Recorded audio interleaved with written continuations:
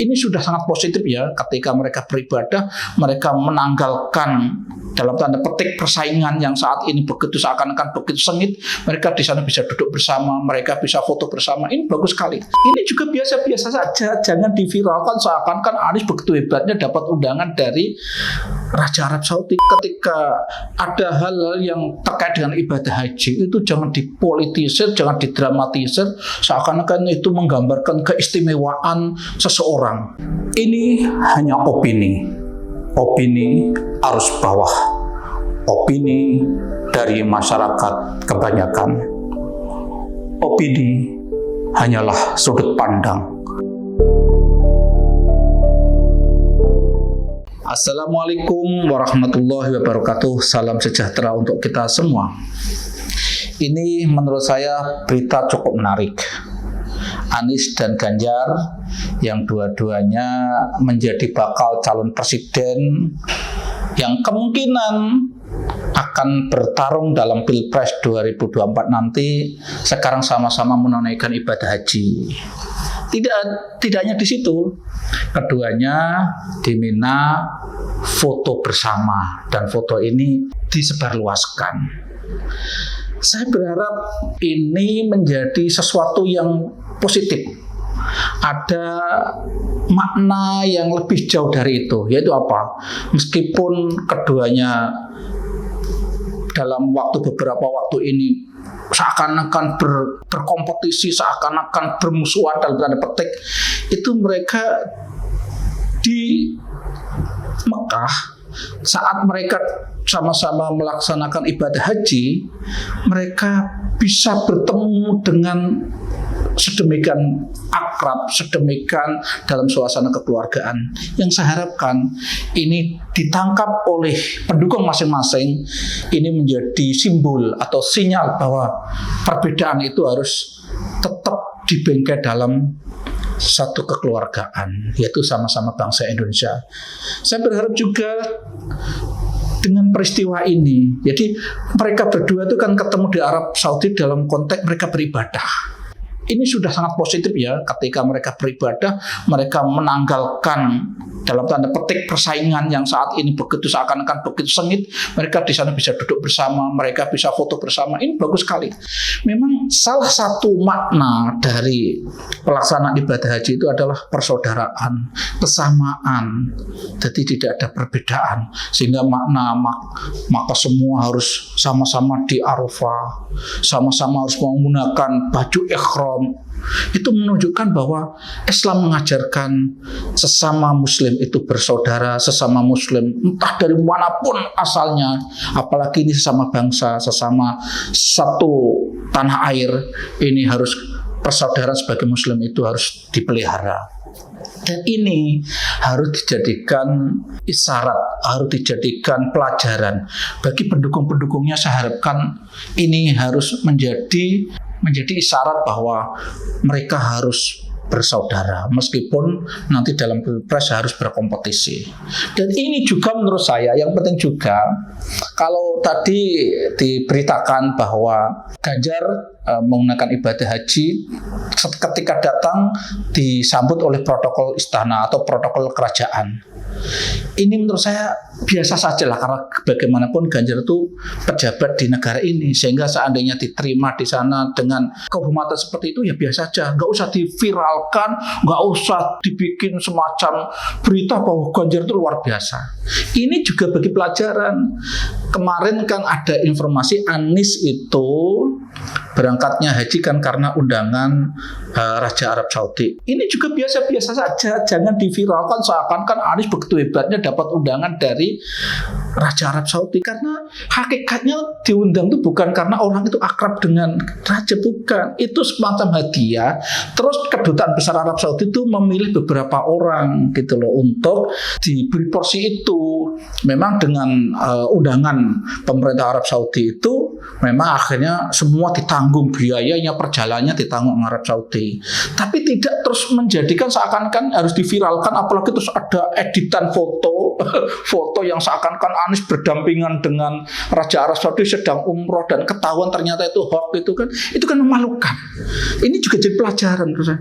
Jadi jangan mengeksploitir, jangan mempolitisasi orang yang sedang ibadah. Tadi saya katakan Ganjar yang datang disambut oleh protokol kerajaan ya biasa-biasa saja lah karena memang pejabat. Anies yang kebetulan memang di Indonesia menjadi salah satu tokoh terus dapat undangan Raja Arab Saudi untuk haji ya biasa saja. Karena apa? Ketika bicara undangan dari Raja Arab itu tahun yang lalu musim haji 2022 itu Gus Miftah yang dari Jogja itu dapat undangan tidak hanya satu, dia dapat undangan dengan istrinya plus disuruh mengajak kalau nggak salah 6 artis, 3 perempuan, 3 laki-laki, sehingga beberapa artis diajak. Lah ini apa artis ini terus dikenal oleh Raja Arab Saudi kan juga tidak gitu loh. Artinya ketika bicara undangan dari Raja Arab Saudi itu biasa-biasa saja. Cuma kadang mungkin orang yang nggak tahu ya terus memanai berlebihan terus ini menjadi semacam menjadi bahan kampanye bahwa begitu hebatnya Anies. Ini juga nggak benar. Biarlah mereka sekarang Ganjar dan Anies juga Puan Maharani kalau nggak salah beberapa politisi Indonesia ini sedang menunaikan ibadah haji. Ya doakan saja semoga mereka bisa menjalankan ibadah haji dengan baik. Semoga ibadah hajinya dilakukan dengan penuh keikhlasan sehingga mereka bisa menjalankan semua ibadah dengan baik, dengan khusyuk, dan nanti akan menjadi haji atau hajah ya yang perempuan yang mabrur-mabrurah. Itu yang penting kita doakan aja. Jadi intinya pelajaran yang perlu kita petik adalah satu, bahwa persaingan itu jangan terus menjadikan semacam permusuhan, tapi ternyata tokoh-tokoh yang bersaing itu juga bisa bertemu, dan itu harus jadi pelajaran untuk para pendukung. Terus nomor 2 tadi, ketika ada hal-hal yang terkait dengan ibadah haji itu jangan dipolitisir, jangan didramatisir seakan-akan itu menggambarkan keistimewaan seseorang. Memang ini sebenarnya tidak melanda Anies atau tidak melanda pendukungnya Anies. Memang kadang masyarakat yang berhaji itu kadang ya begitu membuat cerita-cerita yang mendramatisir seakan-akan dia itu dapat anugerah, dia dapat keistimewaan dan seterusnya. Tapi intinya yang saya ingin sampaikan di kesempatan hari ini adalah kita semua bangsa Indonesia harus melihat berita tadi bahwa Ganjar dan Anies ketemu di Mina saat menunaikan ibadah haji. Mereka bisa foto bersama dan foto itu disebarluaskan. Itu menjadi sinyal bahwa kita sebagai bangsa ini harus tetap, meskipun ada kompetisi untuk memperebutkan jabatan tertentu, tapi intinya harus tetap dalam bingkai saudara sesama bangsa. Juga yang terpenting lagi adalah dalam bingkai sebagai sesama muslim, ukhuwah Islamiyah, ukhuwah watoniyah, itu penting. Terus kemudian ya kita berharap siapapun yang saat ini melaksanakan ibadah haji, tentu kita berhusnudzon bahwa mereka itu melaksanakan ibadah haji betul-betul karena Allah. Mereka melaksanakan ibadah haji bukan karena terkait dengan sekarang ini akan nyalon untuk pencitraan dan seterusnya. Dan menurut saya kita juga jangan bersuudzon, jangan berprasangka buruk. Tetap kita tebarkan prasangka baik bahwa mereka melakukan itu untuk semata-mata mencari ridha Allah. Karena memang meskipun mereka politisi, kalau mereka sebagai muslim, mereka punya kemampuan ekonomi, mereka punya kesempatan, memang mereka akan wajib melaksanakan ibadah haji. Jadi ketika ada seorang politisi yang sedang melaksanakan ibadah haji, meskipun orang itu saat ini punya hajat apa tidak dan seterusnya, itu juga menurut saya ya wajar saja, jangan dipolitisir berlebihan.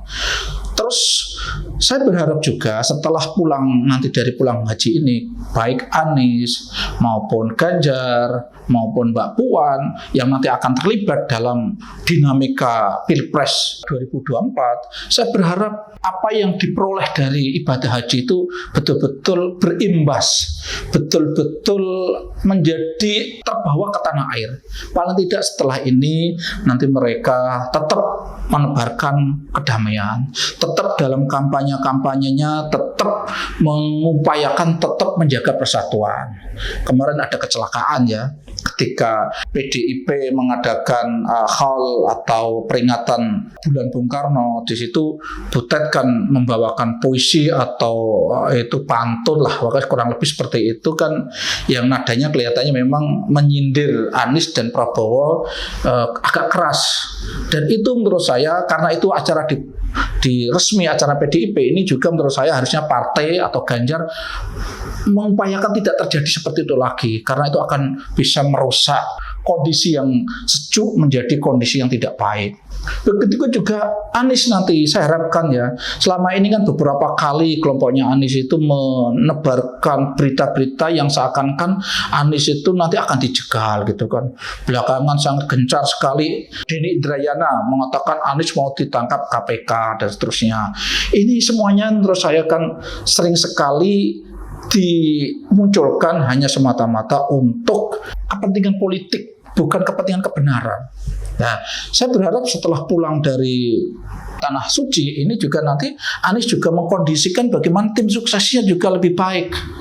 Tidak menebarkan narasi-narasi yang seakan-akan tuh kayak nanti kalau Anies tidak jadi nanti dijegal kelompok ini, dijegal pemerintah, dijegal oleh Presiden Jokowi dan seterusnya.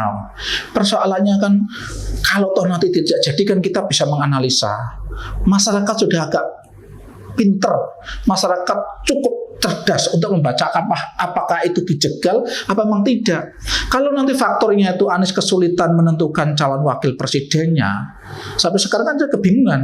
Nasdem sampai ngerayu-ngerayu Mbak Yeni Wahid untuk menjadi pendamping Anies.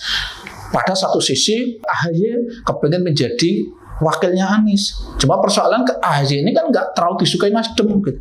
Nah, ketika Mbak Yeni dipasang juga problem ketika AHY membawa Demokrat keluar dari koalisi kan nggak memenuhi syarat untuk maju kalau koalisinya hanya PKS dan Nasdem. Tapi artinya ketika itu terjadi terus Anies batal nyalon gitu kan, dan itu sudah seperti hampir kemungkinan besar terjadi kan.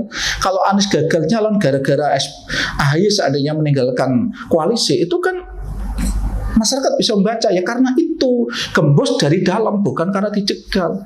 Jadi intinya sekali lagi, semoga apa yang terjadi di Arab Saudi, foto yang kita saksikan itu akan membawa kebaikan di dalam Pilpres 2024 nanti. Dan kita tetap sebagai warga negara berharap sesengit apapun persaingan dalam memperebutkan kursi presiden, kita berharap suasana sejuk tetap terjadi.